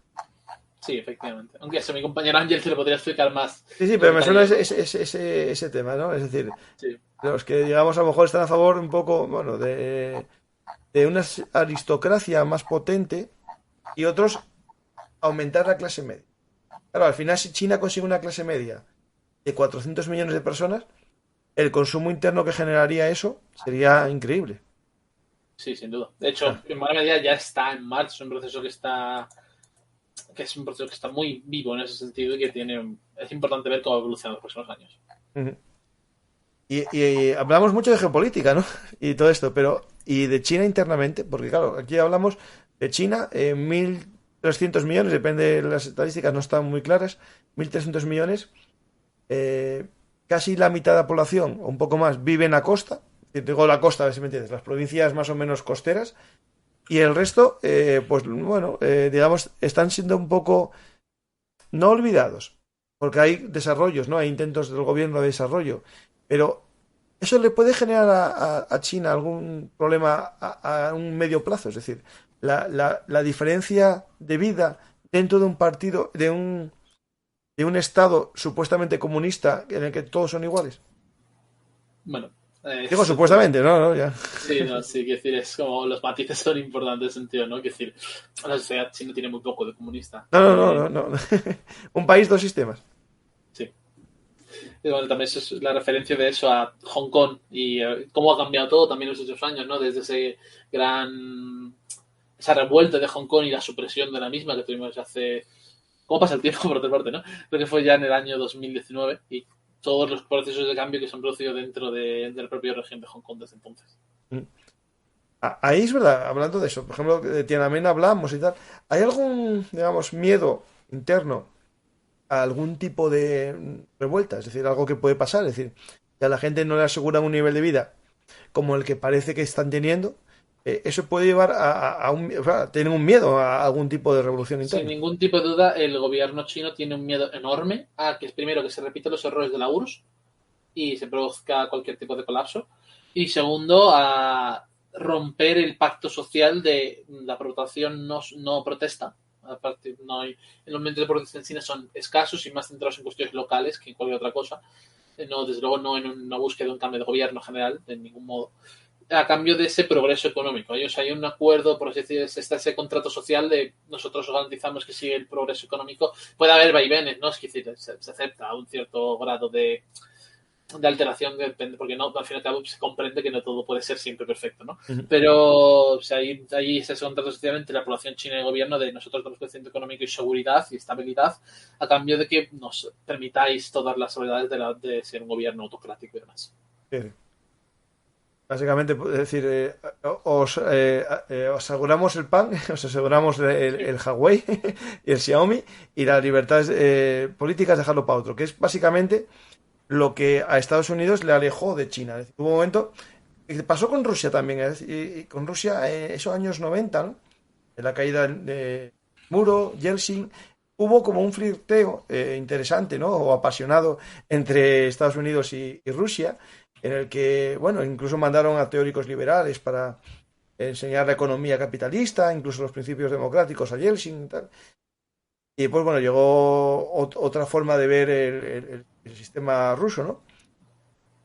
En China algo pasó también, algo así, porque me suena que gente liberal, con visiones económicas liberales y políticas existieron, con Tiananmen se vio, pero parece que quedaron acallados por la bonanza económica. Es decir, yo como y tal, no me preocupo mucho de la política. Pero también se vio en países como España, ¿no? Que al final un desarrollo económico genera una clase media y esa clase media quiere libertad. No, a ver, no libertad, a ver si me entiendes. Teóricamente democrática europea, pero sí participación en la vida política, ¿no? Porque si yo pago impuestos o si gano mi dinero y tal, pues eso... Pero sí, pero lo cierto es que desde Occidente no lo vemos tan claramente, ¿no? Pero hay una participación en la vida política por parte de... Quiero decir, es un sistema de partido único, sin ningún tipo de duda. Pero puedes Pero a participar nivel, dentro del partido único, sí, justo. dentro, a nivel local y a nivel regional sí que hay participación por parte de la sociedad. De hecho, es una estructura enorme. Hay que tener en cuenta que, si no recuerdo mal, el Partido Comunista Chino tiene más de 100 millones de afiliados. Sí, y por ahí Es sí. una barbaridad, es decir, hay más afiliados que más del doble de la población de España. Estamos hablando de sus términos.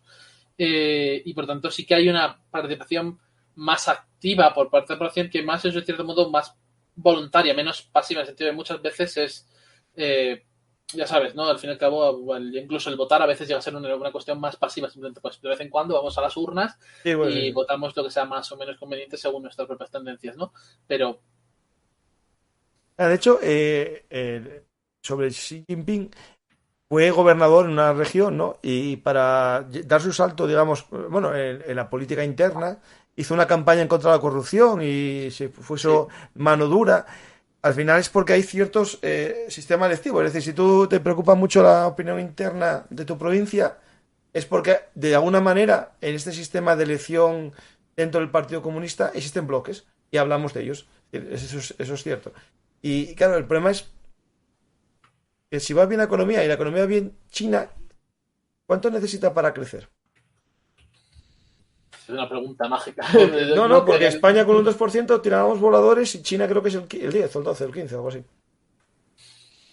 No me atrevo a decirte una respuesta Sí, clara. pero que no es los mismos estándares, ¿me entiendes? Es algo así, ¿no? Eso, no estoy Sí. confundido, ¿no? Sí, entonces el estándar desde luego es mayor que el nuestro. Eso, justo. Y cuando hay un decrecimiento bueno, por ejemplo, aquí en el COVID, ¿no? España cayó un 16 o por ahí, salvo en televisión española que hacían un corte en la gráfica, pero bueno, cayó un 18. Y China aumentaba el 8. Pero claro, para China aumentar un 8 cuando estaba acostumbrado al 16 o al 20 es también un decrecimiento, ¿no? Sí, desde luego es un decrecimiento y se nota, ¿no? Se nota en la sociedad china y por supuesto siempre está la duda de hasta qué punto son ciertas las cifras y no era algo más duro. Siempre es difícil decir, ¿no? Una cosa que mencionabas antes que es interesante es en general cómo Xi Jinping ha utilizado la anticorrupción y las campañas masivas anticorrupción. De hecho, se ha detenido a más de 1 millón de personas por cargos relacionados con corrupción desde que llegó al poder en China. Se dice pronto, 1 millón de Mío. personas. Son muchas personas. Eh, Que se ha hablado precisamente que la mayor purga desde tiempos de Mao. Y como esto le ha granjeado una enorme popularidad entre la población china. Porque ha sido una campaña bastante efectiva, al menos sobre el papel. mm, Eh, Esto es algo importante, más sí que algo que debes entender a la hora de plantear la figura de Xi Jinping, porque al fin y al cabo Xi Jinping está considerado el tercer gran líder chino, se ha consagrado como tal en los documentos del partido y como su pensamiento está puesto a la altura técnica de Mao, a la hora de ser planteado dentro de la logística teórica del partido y de la sociedad china en general. mm. Y también eso tiene el papel general que ha tenido en esa sociedad, la sociedad y el que se irá teniendo en adelante, porque todavía queda Xi Jinping para rato. Claro, el sistema que es como electivo por X años repetitivo y hay un límite de mandatos o no. O- A ver, hasta recientemente había un límite de 2 mandatos para los secretarios generales del Comité Central del Eso Partido. que me Porque sonaba a mí, sí. el sistema institucional chino es complicado en términos generales. Pero bueno, eso no es de mencionar, pero sí, la idea era que había básicamente 2 mandatos de 4 años para los secretarios generales del Comité Central del Partido, pero esto ha sido removido para permitir que Xi Jinping continúe otro mandato más. Ujú. Voy a dejar un momento a ver si hay alguna pregunta y voy a mirar yo alguna pregunta que haya por ahí, ¿vale? Dicen aquí que los submarinos nucleares tardarían hasta el 2040 en llegar estos nucleares a Australia. Pues, Sí, no va a ser un proceso rápido. No sé no, si no, es no. hasta 2040, no conozco el plazo exactamente, pero desde luego no va a ser un proceso rápido. Décadas. Sí, No, no, sí, seguro. sí, estoy viéndolo. Vale, espera.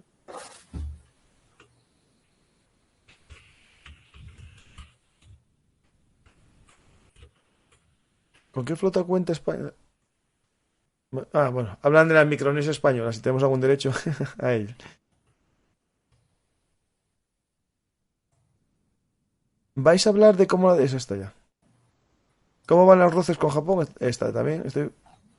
Ah, es verdad, me preguntaba sí, Nacho, uno de los Patreon, el tema de... Muy bien, China tiene un gran ejército, tiene una gran armada y tiene muchos aviones. Pero viendo lo que está pasando en Rusia, ¿no? Y Ucrania, el tema de la experiencia, es decir, claro, no tiene experiencia militar China.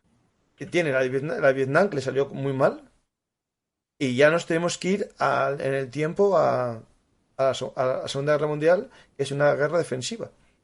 Bueno, el Tíbet aquí no contará como una gran campaña militar, pero no. Efectivamente, que tiene una importantísima carencia de experiencia el ejército chino, más allá de de ejercicios varios. Pero sí, y es una cuestión de preocupación importante. Mm. Y de hecho, las únicas grandes maniobras que tuvo así con otros países fue con Rusia. Y eran maniobras de esas medio pactadas en las que se sabe qué va a pasar. Y por lo tanto, juegos de guerra no sabemos si están acostumbrados a hacer juegos de guerra en los que haya sorpresas con la vida real, ¿no? Bueno, en la guerra de Corea, en la guerra de Corea participó parte del ejército chino, sí, es cierto, sí. Sí, pero así sigue siendo décadas desde el último conflicto grande. Sí, sí, Muchas décadas. sí.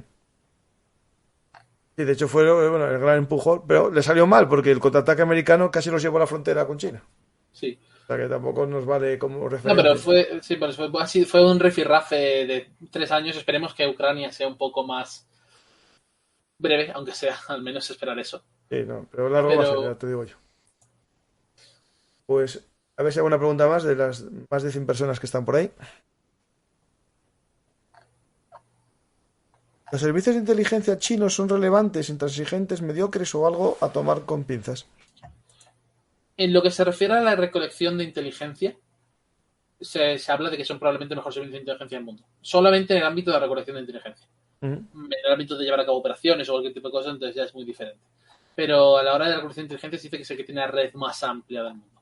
Bueno, seguro que mi teléfono me está espiando ahora mismo. Bueno, mira, tiene que ver con eso, es cierto, es cierto. La polémica del 5G de Huawei y toda la prohibición de Estados Unidos de que haya componentes electrónicos chinos en los ordenadores del gobierno. Tiene que ver con esto, es decir, ¿no? Es decir, está claro. Sí, desde luego hay una gran desconfianza hacia las empresas chinas y hacia cuánta influencia y control tiene el gobierno chino en relación a estas. En el caso de Xiaomi, la diferencia que hubo, por ejemplo, Xiaomi frente a Mi o frente a otras marcas, Huawei, perdona, frente a Xiaomi o Mi o otras marcas, ¿por qué digamos, el gobierno americano le dio tan fuerte a Huawei? Es decir, porque me parece que hay algo ahí geopolítico importante. Aparte del 5G, que me parece importante el tema de que era el que iba a poner 5G en casi todo el mundo.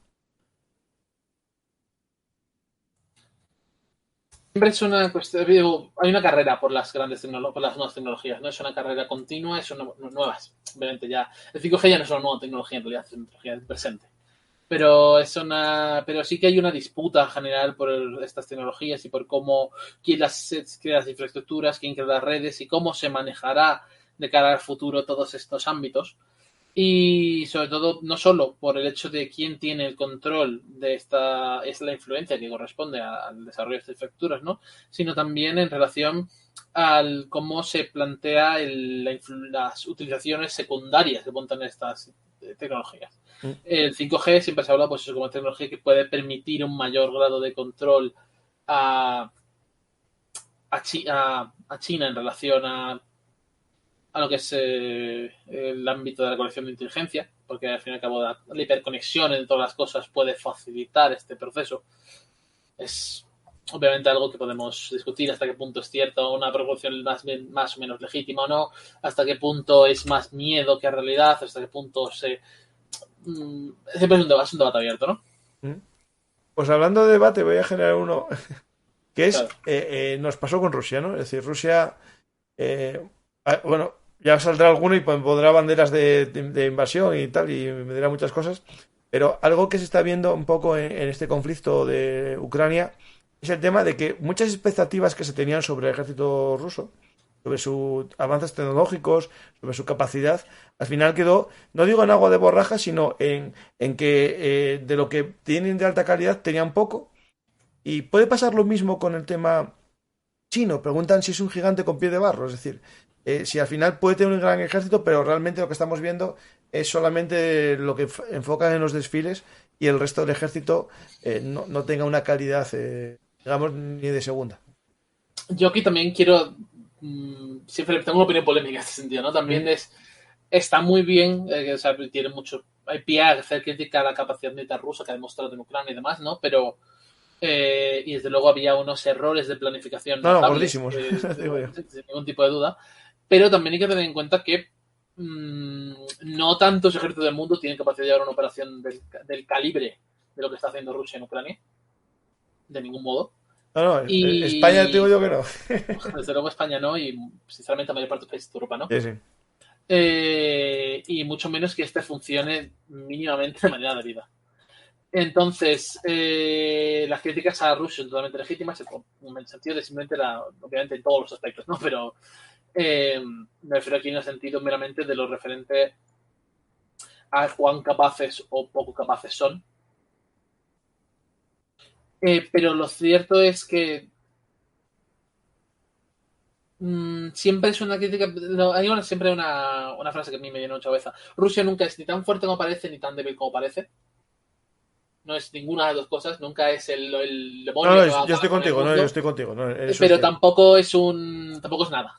Quiero decir, no pondría a cualquier otro país de Europa en lugar de Ucrania a la hora de parar a los rusos y diría, pues lo van a hacer bien. no, en solitario ninguno, ya te lo digo.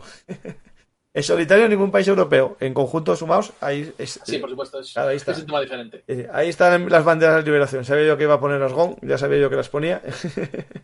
Pues sobre el tema de la calidad, es decir, claro, ahí no sabemos nada porque va a pasar que lo que venden y tiene ese tanque que hace China, que está vendiendo a media África, claro, son un producto de menos calidad que lo que fabrica para su país, que es algo típico también que hizo la URSS en su época y que incluso Estados Unidos también hizo, es decir, no vendió durante mucho tiempo sus Sí, mejores siempre hay armas. versiones de exportación, sí. Pues más, algo más. ¿En China la mili es obligatoria? No que yo sepa, Yo no, creo que pero la están verdad es que no estoy profesionalizados seguro. ya, me parece, sí. Yo sí creo que no es el caso. Sí, sí. Es importante, por cierto, una cosa que siempre es un detalle digno de mención.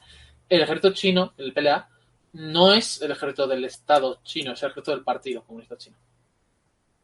Es importante ese matiz. Es cierto que es el partido, es del partido el ejército, ¿no? Sí. Sí. Sí. Es muy interesante porque, por ejemplo, en la URSS se llamaba el Ejército Rojo. También estaba vinculado, no sé si tal nivel con el partido más que con el Estado, pero en China es cierto que es del partido. Sí. Y eso, claro, eso al final, ¿eso que es para evitar revueltas o...? Para tratar de mantener las lealtades dentro de Sí, los mandos del partido a la causa del mando ejército a la causa del partido y no a otras posibles fuerzas. Desde luego yo pienso que es una... Sobre lo que decíamos antes de las capacidades de si China puede tener o no las capacidades en relación a lo que hemos visto con Rusia, yo desde luego pienso que los chinos desempeñarían... Yo creo que simplemente por la cantidad de inversión, de capacidad de recursos que pueden tirar a la inversión, desarrollo de la industria de defensa, lo harán mejor que los rusos, en el sentido de su desempeño será más elevado. Cuanto mejor es difícil decir. sí. Y dependerá siempre cómo se defienda al que ataca, ¿no? Es decir, hoy Taiwán, Sí. interesante, que creó, bueno, el nuevo plan que tiene defensivo, vio el éxito de los drones y quiere comprar cientos de miles, no digo cientos de miles, pero cientos de drones pequeños de estos kamikaze para lanzarlos en ondanadas a lo que venga en barco, claro, porque ellos tienen un gran foso, es una gran ventaja también. Digo, Taiwán si fuese el enemigo a batir por China, ¿no? Es decir, pues no sé ya, Jorge, si más o menos finalizamos el Creo que programa. sí, yo creo que No tienes más está que bien. contar, ¿no? Ya te Sí, saqué pero cosas, hay ¿eh? grandes rasgos. Sí, sí. Yo creo que más o menos está. Voy a hacer una pregunta en el chat que no haya visto porque cambié el formato y puse un chat más reducido. Entonces son milicias políticas el ejército. Bueno, tienes elementos, ¿sí? ¿Cómo está la moral civil o sus opiniones con respecto a las ambiciones del Estado? Eso creo que es meternos en algo muy oscuro que no vamos a saber nunca, ¿no? ¿Cómo es la opinión pública china? ¿Existe? Preguntas en materia social, de agricultura son más difíciles de responder por mi parte, desde luego. No, pero es complicado, ¿no? Es decir, Sí. porque son de la inteligencia china, no también dicen de armamento y despilfarros, no se hubiese garantizado. No, hablar de eso. No hay más preguntas, no veo. ¿Es un error de los países occidentales? Ah, aquí está. Otra. ¿Es un error de los países occidentales hayan acabado con el servicio militar obligatorio y en países como China no? Creo que acabamos de hablar que incluso en Rusia hay servicio militar, pero hay también profesionales. En la nueva, yo ahí doy mi opinión y después tú la tuya, Jorge. En el servicio militar obligatorio estaba bien cuando era la infantería el arma principal de las guerras, pero cuando empieza la aviación, empieza la tecnología, los sistemas muy complejos, que no se pueden enseñar a un soldado en un año de servicio militar, bueno, en un año menos, en 3 meses, porque después estaba el cuartel. Creo que es un acierto pasar al ejército profesional porque estamos ante una guerra en la que un soldado es más eficiente cuanto más entrenado esté. Yo creo que es un acierto. Otra cosa es que haya una mili social, es decir, que haya una mili para crear un compromiso de la sociedad con la defensa de la nación, como propuso Francia, ¿no? Que había propuesto algo así. Pero realmente, para manejar la alta tecnología actual, no se puede hacer con un soldado de un mes de mili. O sea, un mes de mili, digamos, de campamento, ¿no? Pues lo otro era pasar el tiempo ahí. No sé tú, Jorge, ¿qué piensas? Pienso que es un debate interesante y que un debate que quizá no tiene una respuesta universal. No, Israel le va bien, pero es que Israel se juega los garbanzos ahí. Sí, desde luego, pienso que aquellos países que tienen, por así decirlo, alguna amenaza existencial, Eso. desde luego lo siguen requiriendo. Otros países serían más discutible cuestionarlo, sobre todo en base a los costes que genera todo el proceso de la mili y también los riesgos. Es decir, la mili en Estados Unidos, por poner un ejemplo, teniendo en cuenta los problemas sociales en ciertos ámbitos, puede parecer algo incluso peligroso, ¿no? Quiero decir, es algo difícil de gestionar, yo creo. Sí. No, de hecho, Estados Unidos en Vietnam se dio cuenta que no era eficaz mandar gente conscripta y empezó ya profesionalización en serio, que ya había empezado, pero lo vio claro y dijo, no, esto no me va. Incluso a la hora de gestionar la muerte de gente, ¿no? Es decir, cuando te mueren soldados en las guerras, hay el retorno de los cadáveres. Y ahí no es lo mismo que sean profesionales a que sean conscriptos. Yo creo que ahí sí que es. Después, bueno, ideológicamente, a lo mejor es la pregunta que hace. Por ejemplo, los países comunistas siempre defendieron el servicio militar porque era una forma de defensa del pueblo, defender la revolución. Y eso era consustancial un poco con el proceso revolucionario. Que creo que es lo que a lo mejor pensaba que la gente en China todavía sigue siendo así. Sí, pero también hay que tener en cuenta la diferencia entre cualquier país y China. Sí, sí, claro. Quiero decir, ¿cuánta gente tendría que pasar la mili en China al año? Si fuese un proceso. Claro, justo, sí, No, sí, sí, sí, sí, sí. Sería una locura. sí. Sería una Son locura. unas cifras que no podemos manejar. Quiero decir, pasaría más gente por la mili cada año que un ejército tienen en Europa en general. Sí, sí, claro. Hablaríamos a lo mejor de 10 millones de personas haciendo 1000. Claro. Bueno, es verdad que cada vez tiene menos hijos, pero Bueno, aunque eso está poco a poco corrigiéndose, sí, se porque está los últimos corrigiendo. años Sí, sí. suspendieron también las políticas relativas en general a esta política de un solo hijo y posteriormente dos hijos y demás. Ahora ya están suspendidas y hay libertad en el sentido de ten cuantos hijos cuantos quieras para corregir Pero precisamente por la ahora epidemia parece que no demográfica. tiene éxito, me parece. No está teniendo mucho éxito. Al fin y al cabo son muchas décadas de presión en ese sentido para tratar de contener el boom demográfico, pero es algo que hay que tener en cuenta que se está corrigiendo y que el gobierno chino va a intentar tratar de revertir para continuar con su expansión como hasta ahora. Sí, sí, claro. No, y el problema demográfico que tienen como Europa ya, es decir, pero eso Sí, agravado por digamos, una pirámide con menos riqueza para mantener a los jubilados. Es decir, pues, Jorge, yo creo que ya podemos finalizar. Ya, espera, tengo el contraataque ya de Nopor. Ahí en los chats, no sé, entra gente a poner anuncios, no sé quién va a entrar a ver eso. realmente son un poco. Sí, No invita a entrar. No, no invita a entrar, no. Oye, espera, que me está saliendo Pues muchas gracias, Jorge. Animo a la gente a leer el libro. Y de hecho va a venir la próxima semana Ángel. Va a venir a hablar de la OTAN. Aquí cambiamos los capítulos. Le dije que podíamos hablar algo sobre la OTAN, un poco el papel de la OTAN futuro, el papel de España en la OTAN y un poco vincularlo por ahí. No sé, bueno, va a ser como improvisando sobre la marcha. Yo iré preguntando y como tú, Jorge, Ángel irá respondiendo.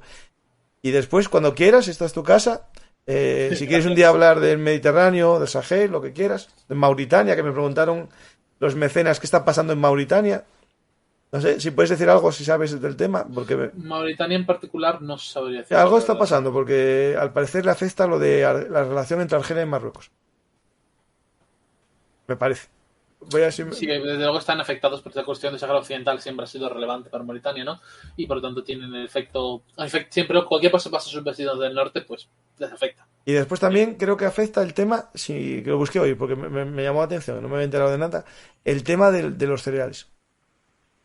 Sí, probablemente. El que tengo más idea de cómo afecta a otros países de más al este, por ejemplo, en Líbano o Egipto, que sí que tenía una dependencia muy grande del tema de los cereales rusos y ucranianos. Pero sí, sin duda probablemente se ha afectado. Pues es gracioso, ¿no? Que el Nilo, que era el granero del Mediterráneo, el granero de Roma, tenga problemas con los cereales. Sí, es irónico cuando menos. Sí. Porque el agua del Nilo sigue siendo lo que no tendrán es desarrollo del regadío, aunque Nasser y toda esa presa de Asuán había hecho un sistema era para eso, para el sistema de regadío, ¿no? Sí. Pero bueno, estarán otras cosas y no a la agricultura. Bueno, como aquí. Desde luego, megaproyectos en Egipto hay muchos. Sí, sí. Pues muchas gracias, Jorge. Animo a la gente a dos cosas: a ver el canal Descifrando la Guerra y a leer el libro, que es el que me trajo a ti hoy. Fuego en el horizonte. España en la nueva geopolítica mundial. Lo podéis comprar en cualquier librería, pero si queréis ayudar a Bellum Artis, podéis comprar el libro Fuego en el horizonte o el de Camino a la guerra de Ucrania, también de los amigos de Descifrando la Guerra, en los enlaces de compra de Amazon que pongo en cada programa. No os cuesta nada, todo lo que compréis en Amazon, sois clientes habituales, lo podéis comprar a través del enlace y ayudarme al mantenimiento y un poco a justificar ante la familia el tiempo que estoy aquí. Y nada más, Jorge, muchas gracias, la verdad que es un placer que hayas venido. Muchas gracias a ti por invitarme. Espero que no te he hecho preguntas así demasiadas sobre la marcha. ¿Qué va? Y nada más, muchas gracias y hasta la próxima historia, ¿verdad? Que cuando quieras puedes volver, esta es tu casa. Si un día sacáis otro libro sobre la actualidad, vienes, o si no, te cojo yo aquí el libro, algún capítulo interesante, América Latina o el Mediterráneo, que hay mucha amiga ahí. Yo creo que para España el tema del Mediterráneo es tan importante como el Sahel, yo creo. El Sahel lo tenemos abandonado porque parece que está un poco lejos, pero va a ser esencial, ¿no? Porque el Sahel va a empujar al Mediterráneo, va a afectar, ¿no? Va a ser una especie de correa de empuje, ¿no? Si el Sahel va mal, va a ir a empujar una crisis al Mediterráneo, ¿no? Siempre todas las regiones de esas zonas están directamente relacionadas. Así que, por ejemplo, como la Primera Guerra Civil Libia provocó el golpe de Estado y la rebelión de Azawad de Mali de 2012 y 2013, por poner un ejemplo. Pues sí, ahí vamos. Hay mucho que contar. Pues muchas gracias, Jorge. Y a la gente le animo a conocer Descifrando la Guerra, que tenéis muchos más seguidores, me fijé, en Twitch que en YouTube, ¿no? Sí, y mucho más en Twitter todavía. Yo Twitch no me animé todavía. Creo que se puede hacer a la vez las dos cosas, pero no lo hice todavía. Pues muchas gracias, Jorge. Voy a despedirme de los oyentes y hablo contigo. Vale. Si quieres decirles algo para que compren el libro. Sí, claro. Bueno, pues muchas gracias a todos por venir a escucharnos esta noche. Os invitamos a venir cualquier día con nosotros a Descifrando la Guerra, que también hacemos nuestros streaming cuando podemos, realmente, más que otra cosa, ¿no? Y os animo a todos a leer el libro, tanto este como el de Ucrania, de nuestro compañero Alejandro. Así que muchas gracias y hasta la próxima. Adiós. Hasta la próxima historia hablada, Jorge. Es cierto que no puse todavía el banner del programa de Ucrania, Descifrando la Guerra. Lo tenéis en YouTube y en iVoox y podéis descubrir un poco qué nos llevó a todos a la guerra de Ucrania y ver las distintas teorías, los distintos enfoques, porque nada es blanco y negro, hay muchos grises y la gente, por desgracia, solo ve el blanco o el negro. Y a mí me interesa mostrar todas las opciones y todos los puntos de vista. Y en ese programa de El camino a la guerra de Ucrania, Alejandro lo explica muy bien. Espero que os haya gustado este programa de actualidad, conozcáis un poco mejor a China y con el tiempo vayamos conociendo mejor lo que pueda pasar en el futuro. Ya hicimos programas aquí sobre el Mavi-Batán, que es la geopolítica turca. Hablamos sobre el Ártico, que se está calentando mucho, y ese es el verdadero escenario económico del futuro, no es Ucrania. El tema está en las riquezas y sobre todo las rutas marítimas, que no hablamos de ella, la ruta marítima por el Ártico, que China también le interesa. Y el viernes, es decir, en 2 días, vamos a hablar sobre Kaliningrado, ese portaaviones que está situado en mitad de la Unión Europea ruso y que está muy caliente también por el bloqueo que está haciendo Lituania a las rutas de suministros. Y espero que os guste. Es un programa con Lucas Martín, si va todo bien, será este viernes.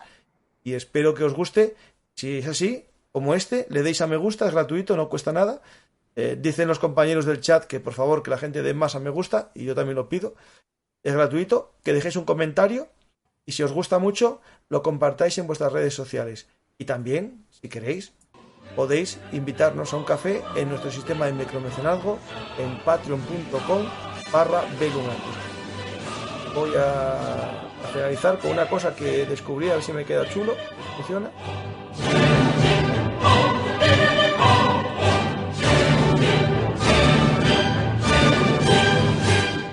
Hola amigos de la Historia Militar. Si os ha gustado este contenido, por favor, apoyadnos en iVoox, YouTube o Patreon. Recordad que Bellum Artis es vuestro canal de Historia Militar y trabajamos para daros los mejores contenidos. Muchas gracias a todos y hasta la próxima Historia Hablada. Y no os olvidéis de dar a me gusta y compartir. Hola amigos de la Historia Militar.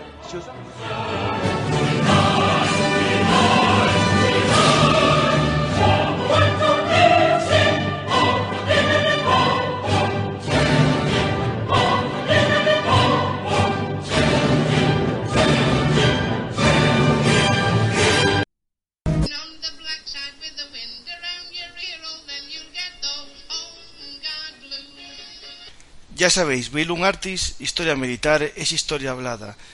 Estamos como siempre en todas las redes sociales, pero recordad, ahora nuestra dirección es bellumartishistoriamilitar.blogspot.com. No os olvidéis, Bellum Artis es el blog de la historia militar. Muchas gracias.